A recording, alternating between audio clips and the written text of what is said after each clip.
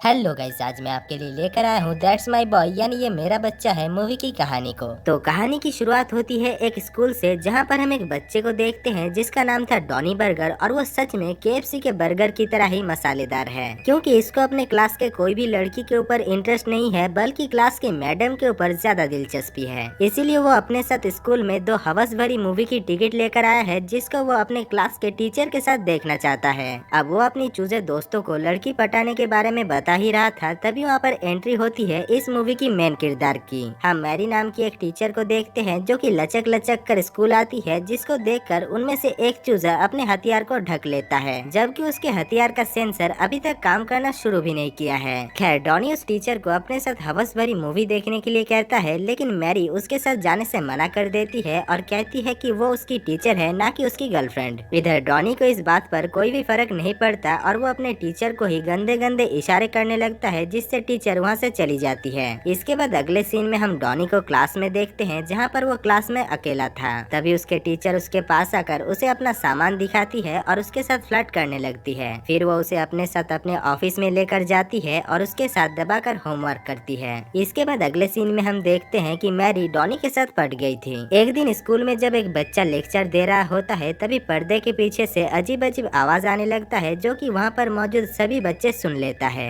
इसके बाद जब पर्दे को हटाया जाता है, तभी वो लोग देखते हैं कि पर्दे के पीछे और कोई नहीं बल्कि मैरी और डॉनी है, जो कि पर्दे के पीछे होमवर्क कर रहे थे। और उनको देखकर वहाँ पर मौजूद सभी बच्चे और टीचर काफी हैरान हो जाते हैं, और सभी बच्चे डॉनी को स्टेज में इतने अच्छे काम करते हुए देखकर उसे चेयर करने लगते हैं। अब डॉनी उन बच्चों के सामने हीरो बन चुका था, क्योंकि डॉनी ने वो कर दिखाया था जो कि आज तक कोई भी मर्द नहीं कर सका। इसके बाद अगले सीन में हम देखते हैं कि डॉनी और मैरी को कोर्ट में ले जाया जाता है, जहाँ पर हमें पता चलता है कि मैरी प्रेग्नेंट हो चुकी है और ये बच्चा और किसी का नहीं बल्कि डॉनी का है। लेकिन क्योंकि डॉनी एक बच्चा है, इसलिए डॉनी को तो कोई सजा नहीं सुनाया जाता, पर मैरी को 30 साल की सजा सुनाया जाता है। और ये भी कहा जाता है कि डॉनी की उम्र जब 20 साल का हो जाएगा, तभी वो अपने बच्चे की कस्टडी ले सकता है। अब डॉनी ने जो काम कर दिखाया था, इसके लिए उसे ऑस्कर दिया जाता है, और अब वो किसी सेलिब्रिटी से कम नहीं है। इसके बाद कहानी शिफ्ट होता है और हम डॉनी को देखते हैं, जो कि अभी काफी बड़ा हो चुका है और वो दारू के अलावा कुछ भी नहीं पीता, जिस वजह से उसका सारा पैसा खत्म हो चुका है। इसी बीच हमें पता चलता है कि डॉनी ने कई सालों से अपना इनकम टैक्स नहीं भरा है, जिस वजह से उसे अभी $45,000 पे करना है। लेकिन क्योंकि उसके पास अभी एक भी पैसा नहीं है, इसीलिए वो वहाँ पर गुस्सा करने लगता है। तभी टैक्स ऑफिसर उसे पैसे कमाने के लिए एक आइडिया देकर कहता है कि इस बार के मैराथन रेस में एक मोटा आदमी दौड़ने वाला है, जिसके ऊपर वो अगर पैसे लगाता है तो उसके जीतने के बाद उसे 100 गुना ज्यादा पैसा मिलेगा। जिसको सुनने के बाद डॉनी लालची होकर उसके ऊपर $20 लगा देता है। इसके बाद डॉनी और भी ज्यादा पैसे कमाने के लिए एक प्रोड्यूसर के पास जाता है, जिसके साथ वो पहले भी काम कर चुका है, लेकिन वो प्रोड्यूसर उसे काम देने से मना कर देता है। और वो कहता है कि पहले उसने इसलिए उसे काम पर रखा था क्योंकि वो पहले पॉपुलर था, लेकिन अब वो एक शराबी बन चुका है, इसीलिए वो उसे काम देने से मना कर देता है। तभी डॉनी कहता है कि वो कम पैसों में ही उसके लिए काम करने के लिए राजी है। जिसको सुनने के बाद वो प्रोड्यूसर कहता है कि वो अपने बेटे और अपनी वाइफ को अगर एक साथ कर पाया तो वो इस न्यूज को टीवी में लाइव टेलीकास्ट करेगा, और इसके लिए वो डॉनी को $5,000 पे करेगा। जिसको सुनने के बाद डॉनी राजी हो जाती है। इसके बाद डॉनी जब एक क्लब में बैठा हुआ था, तभी वो एक न्यूज में अपने बेटे के बारे में पढ़ता है, जिसमें उसका बेटा अपना नाम टॉड बर्गर से टॉड पिज्जा रख लिया है, और अभी वो काफी अमीर लड़का है। दरअसल वो अपने पेरेंट्स के साथ भी कोई भी रिश्ता रखना नहीं चाहता है, इसीलिए वो अकेला रहता है, और उसने ये भी लिखा है कि उसके माता पिता एक बम धमाके में मर चुके हैं। साथ ही साथ डॉनी को ये भी पता चलता है कि अगले ही हफ्ते उसके बेटे की जेमा नाम की एक लड़की के साथ शादी है, जो कि उसके बॉस के घर में ही होने वाला है। इसलिए डॉनी अपने सामान को पैक करके उसके घर चला जाता है, और वहाँ पर पहुंचकर वो कहता है कि वो टॉड का बचपन का दोस्त डॉनी बर्गर है। उधर टॉड जब उसे देखता है तो वो उसे पहचान लेता है कि वो उसके पिता है, लेकिन वो अपने दोस्तों के सामने उसे अपने दोस्त कहकर ही इंट्रोड्यूस करता है। थोड़ी देर बाद टॉड डॉनी को लेकर एक रूम में जाता है और उसे वहाँ से जाने के लिए कहता है, लेकिन डॉनी वहाँ से जाने से मना कर देता है, और वो कहती है कि जेल में उसकी मॉम काफी बीमार है, तो उसे उसकी मॉम के साथ मिलने के लिए जाना चाहिए। लेकिन टॉड जाने से मना कर देता है और कहता है कि वो अपने पेरेंट्स के साथ कोई भी रिश्ता रखना नहीं चाहता है। इसके बाद से हम देखते हैं कि डॉनी टॉड के साथ ही रहता है, और पार्टी में आए हुए लोगों के साथ उसकी काफी अच्छी दोस्ती भी हो जाती है, यहाँ तक कि वो सभी लोगों का चहेता भी बन चुका था। अब शादी के दिन फादर नकनली टॉड से उसके पेरेंट्स के बारे में पूछते हैं, जिसके जवाब में टॉड अपने पेरेंट्स के बारे में बहुत ही उल्टा सीधा गालियां बकने लगता है। जिस वजह से फादर नकनली टॉड के ऊपर गुस्सा होकर उसे मारने लगते हैं। दरअसल फादर नकनली पहले एक रेसलर रह चुके थे, लेकिन रेसलिंग में ही उसने एक प्लेयर को जान से मार दिया था, इसलिए उसे रेसलिंग से बाहर निकाल दिया था। इधर फादर टॉड को काफी बुरी तरीके से मारता है और तभी टॉड के पिता यानी डॉनी फादर के सर पर एक बियर बोतल मारकर उसे बेहोश कर देता है। इसके बाद टॉड डॉनी और अपने दोस्तों को लेकर बैचलर पार्टी में चिल करने के लिए जाता है, जहाँ पर पहुंचकर डॉनी को अच्छा नहीं लगता, इसीलिए वो टॉड को लेकर अपने फेवरेट क्लब में जाता है, जहाँ पर वो दोनों काफी एंजॉय करते हैं। इसी दौरान उन दोनों के बीच रिलेशन भी ठीक होने लगता है और टॉड डॉनी को माफ कर देता है और अपने मॉम से भी मिलने जाने के लिए राजी हो जाता है। लेकिन डॉनी उसे जाने से मना करता है, क्योंकि वो अगर अपनी मॉम से जेल में मिलने के लिए जाता है तो न्यूज रिपोर्टर वाले भी वहाँ पर पहुँच जाएंगे और टॉड को लगेगा कि डॉनी ने पैसों के लिए सब कुछ किया है, इसलिए डॉनी टॉड को अपने मॉम से मिलने से मना करता है। लेकिन टॉड डॉनी के बात को ज्यादा सीरियस में ना लेकर अगले ही दिन अपने मॉम से मिलने के लिए जाता है, जहाँ पर न्यूज रिपोर्टर भी पहुँच जाते हैं और उन दोनों को बात करते हुए लाइव टेलीकास्ट करने लगते हैं, जिस वजह से टॉड डॉनी के ऊपर नाराज होकर वहाँ से चला जाता है। दूसरी तरफ प्रोड्यूसर डॉनी को एक भी पैसा नहीं देता, क्योंकि उन दोनों के बीच कोई भी एग्रीमेंट नहीं हुआ था।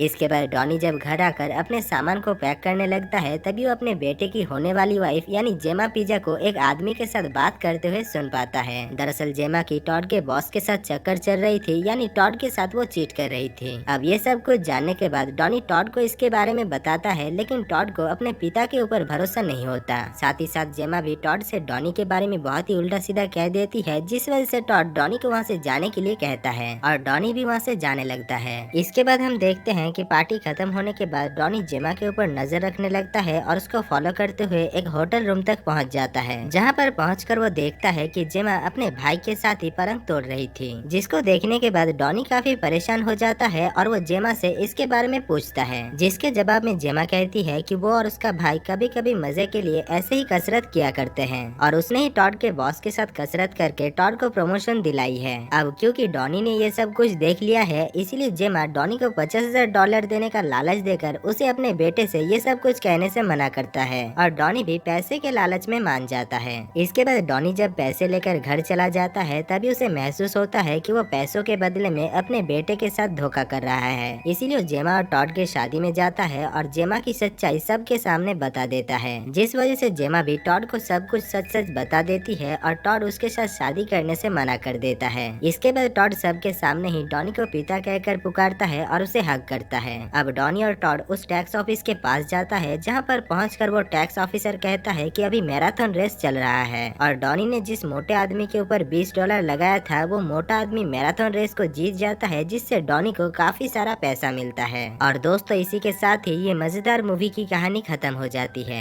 तो दोस्तों अगर आपको इस मूवी की कहानी और मेरा काम पसंद आया है तो वीडियो को दिल से एक लाइक कर देना और चैनल को सब्सक्राइब करके आपके भाई को जरूर सपोर्ट करना। बाकी मैं मिलता हूँ आपसे ऐसी कोई मजेदार मूवी की कहानी को लेकर, तब तक के लिए जय हिंद।